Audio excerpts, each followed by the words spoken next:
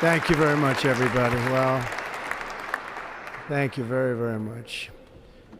Vice President Vance, Speaker Johnson, Senator Thune, Chief Justice Roberts, Justices of the United States Supreme Court, President Clinton, President Bush, President Obama, President Biden, Vice President Harris, and my fellow citizens.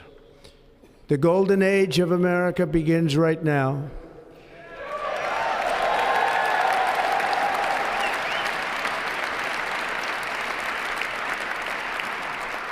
From this day forward, our country will flourish and be respected again all over the world. We will be the envy of every nation, and we will not allow ourselves to be taken advantage of any longer. During every single day of the Trump administration, I will very simply put America first.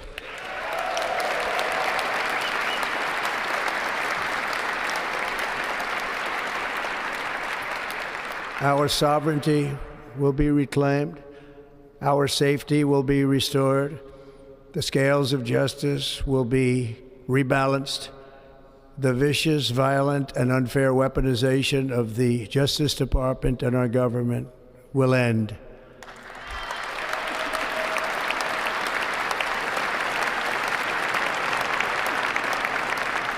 And our top priority will be to create a nation that is proud, prosperous, and free.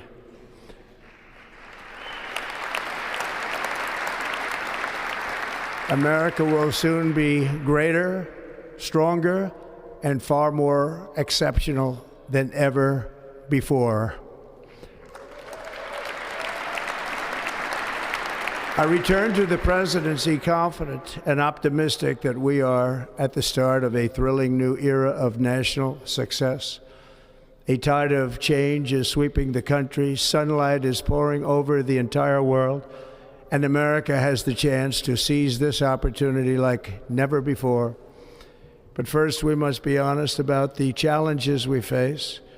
While they are plentiful, they will be annihilated by this great momentum that the world is now witnessing in the United States of America. As we gather today, our government confronts a crisis of trust. For many years, a radical and corrupt establishment has extracted power and wealth from our citizens while the pillars of our society lay broken and seemingly in complete disrepair. We now have a government that cannot manage even a simple crisis at home, while at the same time stumbling into a continuing catalog of catastrophic events abroad. It fails to protect our magnificent, law-abiding American citizens, but provides sanctuary and protection for dangerous criminals, many from prisons and mental institutions that have illegally entered our country from all over the world.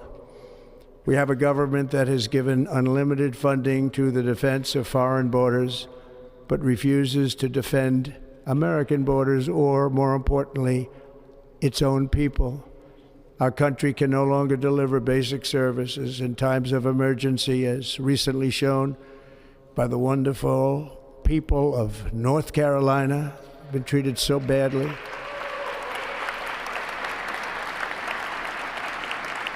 And other states who are still suffering from a hurricane that took place many months ago.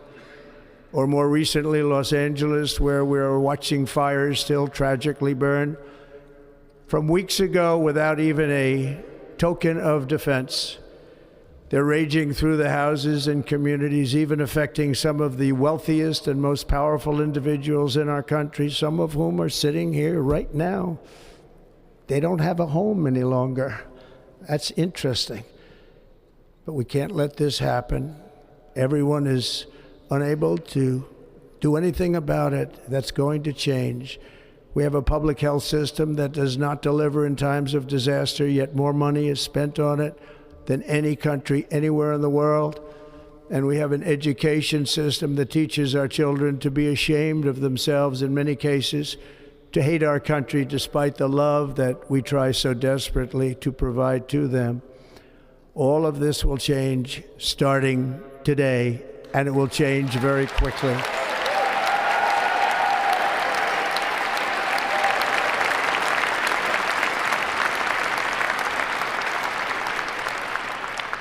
My recent election is a mandate to completely and totally reverse a horrible betrayal and all of these many betrayals that have taken place, and to give the people back their faith, their wealth, their democracy, and indeed their freedom. From this moment on, America's decline is over.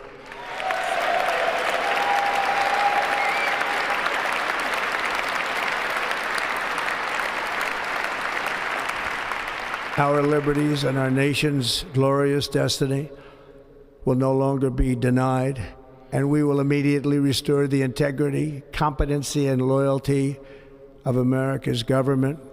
Over the past 8 years, I have been tested and challenged more than any president in our 250-year history, and I've learned a lot along the way. The journey to reclaim our republic has not been an easy one, that I can tell you. Those who wish to stop our cause have tried to take my freedom and indeed to take my life. Just a few months ago in a beautiful Pennsylvania field, an assassin's bullet ripped through my ear.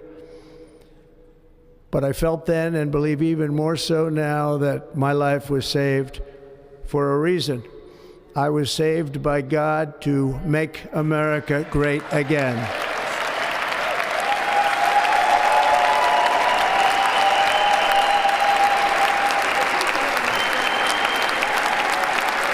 Thank you.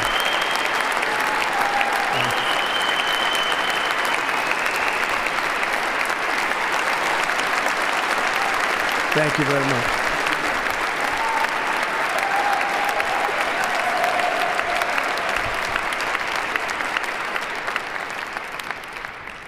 That is why each day under our administration of American patriots, we will be working to meet every crisis with dignity and power and strength.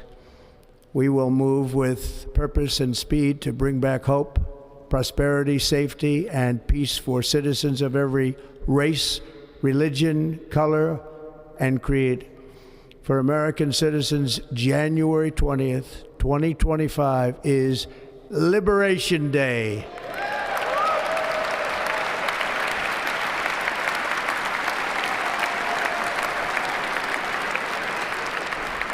It is my hope that our recent presidential election will be remembered as the greatest and most consequential election in the history of our country.